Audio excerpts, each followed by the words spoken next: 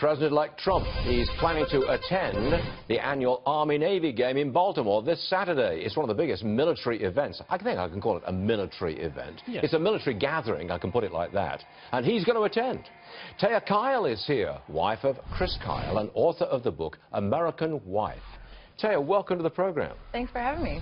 I think that's going to be quite some game. I mean, the new commander-in-chief with 70,000 military people there. It's going to be quite an event. It is. And, you know, he doesn't have to go. It's not a requirement that the president goes. And so for him to take the time to show up for the military, that's part of what he was campaigning on. And he's showing it in action. You know, last night he was well, he wasn't campaigning. He was doing on his thank you tour in North Carolina, Fayetteville to be precise. And he introduced General Mattis. Wild cheers. I mean, extremely popular general.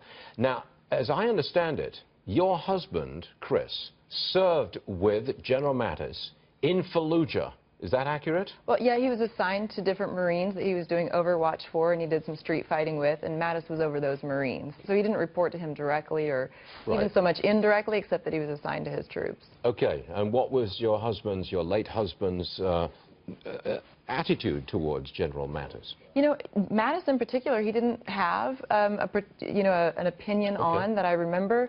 He just loved serving with the Marines, and he loved helping them, and I think he was more entrenched in the ground level, less so in the strategic decisions that would have been at the general level. You a supporter of Mr. Trump?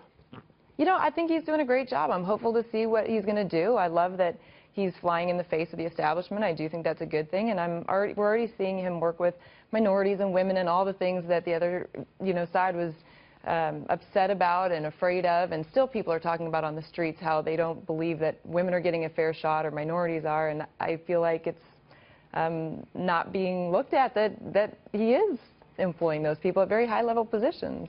I think, I want to go back to the Army-Navy game. Yeah. I'm just enthralled with this. You are. I think it's going to be one extraordinary event. I mean, 71,000 military-type people, the new commander-in-chief. Right.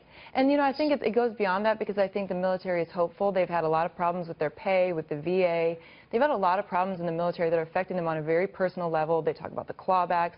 There are a lot of issues that the military people have not been heard on. And I think that they're hopeful that Donald Trump is the type of president that will hear them. And I know personally he's reached out to some veterans who have served, and he keeps in contact with them to see what the individuals are experiencing, not just what the bureaucrats are telling him they're experiencing. He does? Reaches out direct individuals? Yeah, some of them, yeah. Fascinating. Yeah. Taya, thanks so much for taking time out. I know you're a very busy lady, but thanks for being with us. So are you. Thanks for having me. I appreciate it. Not a lady. You're a very busy man. I mean, or whatever you identify with. I just work for 3 hours a day. Whichever I identify with. Well, I'm just trying to be very politically correct. I'm an American. Is that okay? Hey, I like that. Thank you very much, Taya. Great stuff. Thanks.